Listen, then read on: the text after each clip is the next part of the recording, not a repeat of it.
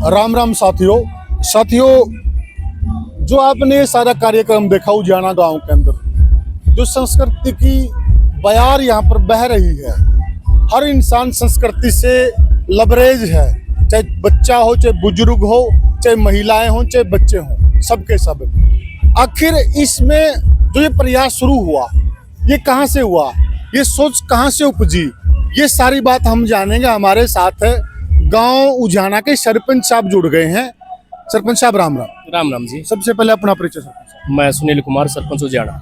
सरपंच साहब, जो ये व्यवस्था की है तीज के अवसर पे, आपने बहुत ही अच्छी व्यवस्था की है, तो ये सोच कहाँ से पनपी, कहाँ से आपके दिमाग में ये विचार आया कि संस्कृति को बचाने का भी समय आ गया है?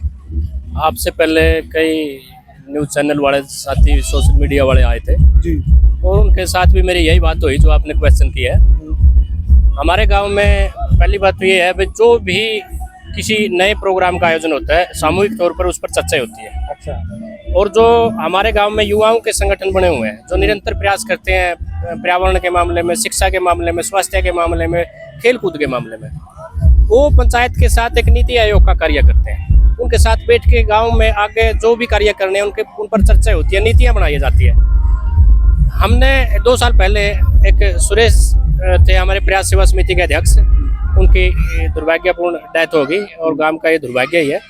तो जो ये हरित क्रांति है, जो ये पर्यावरण के मामले में जो ये क्रांति आई है उजाना में, तो वो उन्हीं की देन है, उनके प्रयास है। हाँ, बहुत सुंदर गांव बना रखा आपने पर्यावरण के मामले में। सभी है। हमारे डीआईजी साहब है कुलदीप सैल जी, बहुत अच्छा। उनका वहां से इतना सपोर्ट है कि मेरे हिसाब से जो भी IAS IPS किसी भी गांव से निकल गए हैं, वो अपने गांव की तरफ मेरे हिसाब से इतना ध्यान नहीं रखता होगा जितना चाइल्ड साहब रखते हैं। ठीक है, पूरा किसी भी प्रकार की कोई समस्या है, हम उनके पास फोन करते हैं, 1 मिनट में वो समस्या सोल्व हो जाती है।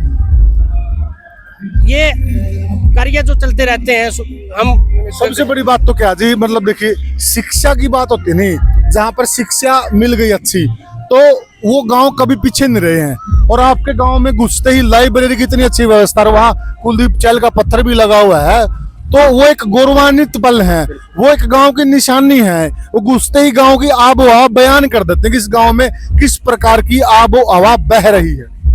देखिए, लगभग 7-8 साल पहले हमारे डीआईजी साहब चैल साहब का सपना था गांव में लाइब्रेरी हो। जब तक शिक्षा के मामले में गांव पिछड़ा हुआ था। हाँ, बिल्कुल पिछड़ा हुआ। जो इतना बड़ा गांव होने के बावजूद भी हमारा बहुत तगड़ा अभाव था शिक्षा का। तो पूरी टीम प्रयास सेवा समिति चैल साहब ने यह शुरुआत की।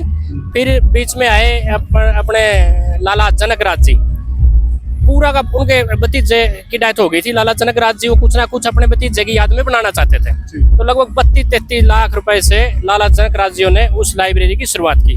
और उसके बाद गांव में 4 लाइब्रेरियां हैं जो रनिंग में है कंटिन्यू। और टोटली जो फैसिलिटी होनी चाहिए कि यूनिवर्सिटी की लाइब्रेरी होती है, जैसे ऐसे हमारी लाइब्रेरियां चलती है, कंटिन्यू 24 घंटे चलती है। तो जो ये आपने आयोजन किया है, आपको और गांव की पंचायत भी देख रहे हैं, और गांव के पंचायत के मुखिया भी देख रहे हैं, उनको क्या कहना चाहोगे? जो ये आयोजन की शुरुआत हमने की थी पिछले साल से, मकसद ये नहीं था भाई हम सिर्फ हमारे गांव तक ये आयोजन का, ये कार्यक्रम का यहाँ तक ही सीमित रहे। जो हमारे तीज त्योहारों का पतन होता जा रहा है, विलुप्त होते जा रहे हैं, और अपनी जो हरियाणवी संस्कृति है वो विलुप्त होती जा रही है। हमने एक कार्यक्रम का पिछले साल इसकी शुरुआत की और इसका मैसेज पूरे हरियाणा में गया। और उस मैसेज के कारण आज बहुत सी पंचायतें हैं जिन्होंने ये कार्यक्रम दोबारा शुरू कर दिए। और जो हमारी युवा पीढ़ी है, जो छोटे बच्चे हैं, वो तो बिल्कुल भूल चुके थे इन तीज त्योहारों को। वो अब दोबारा जो अपने बच्चे हैं, नई जनरेशन है, उसको पता चलेगा हमारे तीज त्योहार कैसे मनाए जाते थे, और आगे उसी हिसाब से वो युवा पीढ़ी आगे वो लेके चलेंगे।